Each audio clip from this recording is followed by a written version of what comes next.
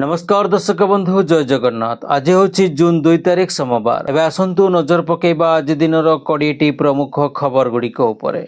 पाणीपाग स्थिति पूर्वानुमान करी प्रेस रिलीज जारी करिछि आंचलिक पाणीपाग केन्द्र। मध्याह्न किंबा संध्या समय राज्यर अनेक स्थान रे वर्षा घड़घड़ी सह काल बैशाखीर संभावना रही। तेणु विभिन्न जिला को एही समय सतर्क रहिबाकू परामर्श देइछि पाणीपाग विभाग। आज किछि जिला को येलो वार्निंग जारी करी सतर्क करिछि पाणीपाग केन्द्र। ए जिला गुड़िक हेउछि मालकानगिरी, कोरापुट, रायगड़ा, नवरंगपुर, कलाहांडी, कंधमाल, गजपति एवं गंजाम। मध्याह्न किंबा संध्या समय एही सबु जिला गुड़िकर गोटिए किंबा दुईटी स्थान रे वर्षा घड़घड़ी सह झटका पवन 30 रु 40 किलोमीटर प्रति घंटा रे बहिबार संभावना रही। जून 3 तारिख पाई मध्य येलो वार्निंग जारी करिछि पाणीपाग केन्द्र। मालकानगिरी, कोरापुट, रायगड़ा, गजपति, केन्दुझर, मयूरभंज, सुंदरगढ़, बालेश्वर एवं भद्रक भली जिला गुड़िकु सतर्क रहिबाकू परामर्श दिया जाइछि। सेहिपरि जून 4 तारिख पाई येलो वार्निंग जारी करा जाइथिबा जिला गुड़िक हेउछि बालेश्वर, भद्रक, जाजपुर, केन्द्रापड़ा, जगतसिंहपुर, पुरी, खोर्धा, नयागढ़, गंजाम और गजपति। एसबु जिला गुड़िकर गोटिए रु दुईटी स्थान रे उष्ण एवं आर्द्र अवस्था संभावना रही। अन्यपटे जून 8 तारिख रु जून 11 तारिख पर्यंत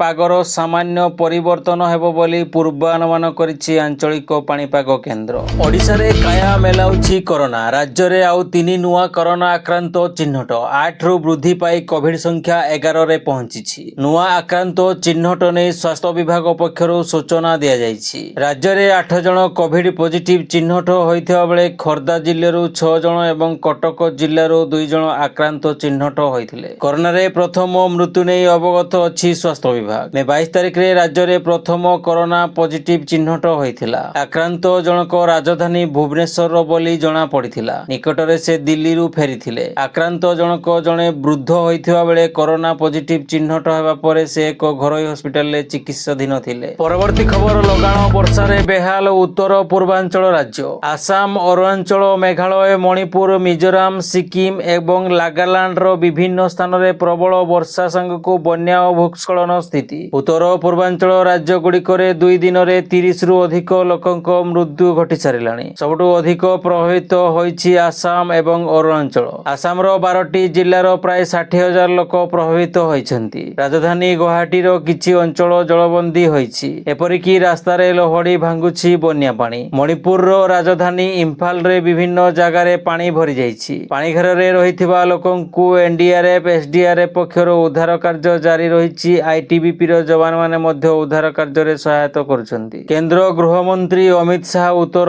पूर्वांचल रो राज्य गुड़िकर मुख्यमंत्री मानक सह कथा होइछन्ति। केंद्र सरकारक पक्षरु सबु प्रकार सहायता जगाई देबाकू शाह प्रतिश्रुति दैछन्ति। परवर्ती खबर सस्ता हैला एलपीजी सिलिंडर। 24 टंका सस्ता हैला कमर्शियल गैस सिलिंडर। गतकाली ठारो नुआ दर लागू। ऑयल मार्केटिंग कंपनी द्वारा 19 केजी कमर्शियल गैस सिलिंडर दाम कमा जाइछि। दिल्ली रे 19 किलो कमर्शियल एलपीजी सिलिंडर मूल्य 1776 टंका रु ह्रास पाई 1751.50 टंका होइछि। घरोई एलपीजी सिलिंडर रो मूल्य रे कोनोसी परिवर्तन होय नाही। परवर्ती खबर ऑनलाइन पेमेंट। नीतिदिन आमे व्यवहार करूछु। सकाळो राति जाय प्रति क्षेत्र रे आमे यूपीआई रे अभ्यस्त हेलेनी। एटीएम जाई टंका उठाइबा बा बैलेंस चेक करिवार टेंशन एबे धीरे धीरे कमी गलानी। कारण आमे समस्ते घरे बसी बैंक रे केते बैलेंस अछि ताहा जानि पारुछु। हेले एबे मनो इच्छा आ अकाउंट रे बैलेंस चेक करि परिबे नाही। कारण यूपीआई क्षेत्र रे बड़ परिवर्तन हेबाकू जाउछि। अगस्त 2 तारिख रु यूपीआई क्षेत्र रे बड़ परिवर्तन हेबाकू जाउछि, जहा नै एबे भारी चर्चा चलिछि। जदि प्रतिदिन आपण ऑनलाइन रे बैलेंस चेक करूछंती ताहाले सावधान हुअन्तु। कारण बारंबार बैलेंस चेक कले देबाकू पड़िबो अधिक दंड।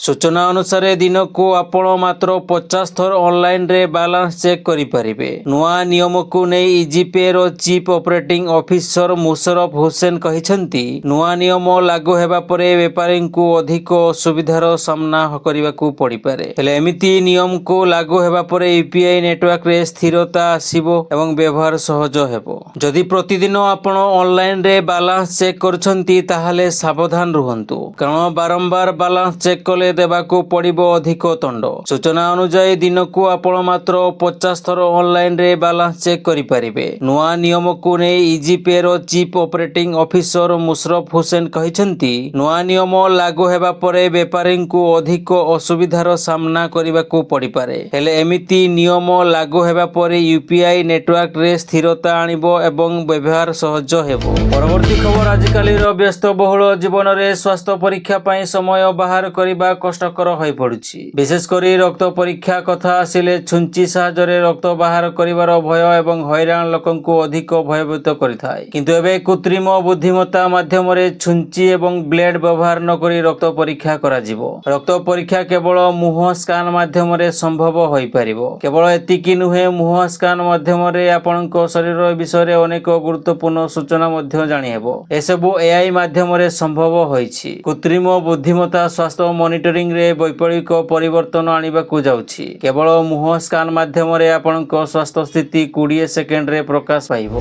परवर्ती खबर, जून आरंभरू पॉकेट उपरे छाट। राज्य रे बढ़िला ओमफेड क्षीर दाम। एणिकी लिटर पिछा 2 टंका अधिक गणिबे ग्राहक। पूर्वरू बजार रे ओमफेड क्षीर 500 ग्राम पैकेट मूल्य 26 टंका रहिथिबा बेले एबे ताहा बढ़ी जिवो। रविवार मुख्यमंत्री मोहन चरण माझी दुग्ध चाषी को लिटर पिछा अधिक 3 टंका देबाकू घोषणा करिसेंती। या परे ओमफेड मूल्य वृद्धि पाइछि। मुख्यमंत्री घोषणा प्रकार रे चाषी माने लिटर पिछा अधिक 3 टंका पाइबे। एमितिरे खाउटिंको पई वृद्धि हेबाकू थिबा 4 टंकारू 2 टंका सरकार बहन करिवे। तेबे बाकी 2 टंका खाउटिंको बहन करबाकू पड़िबो। एही घोषणा परे राज्यर 2,50,000 दुग्ध चाषी उपकृत हेबे। या छडा चाषीको अकाल मृत्यु हेले 1 लाख टंकार जीवन बीमा मिलिबो बोली कुहा जाईछि। परवर्ती खबर, राज्य सरकारको मत्स्य एवं प्राणी संपद विकास विभाग पक्षरु स्थानीय लोकसेवा भवन सम्मेलन कक्षठारे राज्यस्तरीय विश्व दुग्ध दिवस 2025 पालन अवसर में मुख्यमंत्री मोहन चरण माझी राज्यर ओमफेड दुग्ध उत्पादक मानकु सरकारक तरफ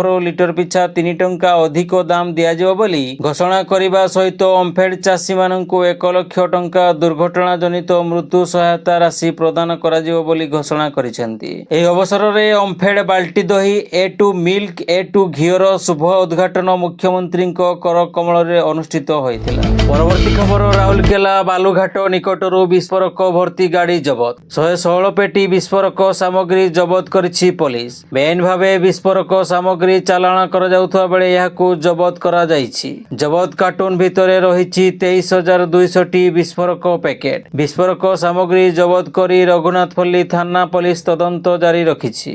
रघुनाथपल्ली थाना रे पहुंची तदंत करुछि एसआईटी टीम। घटना रे विस्फोरक गोदाम मालिक श्रवण अग्रवाल एवं गाड़ी ड्राइवर अटक अछंती। पुलिस पक्षरु पचरा उचरा जारी रहिछि। ए विस्फोरक केउठी को जाउथला से नै छानबीन चलिछि। गतकाली 116 पेटी विस्फोरक कोनोसी कागज पत्र नथिबा संदेह बढ़िछि। बेआईन भावे विस्फोरक चालाण अभियोग रे पचरा उचरा चलिछि।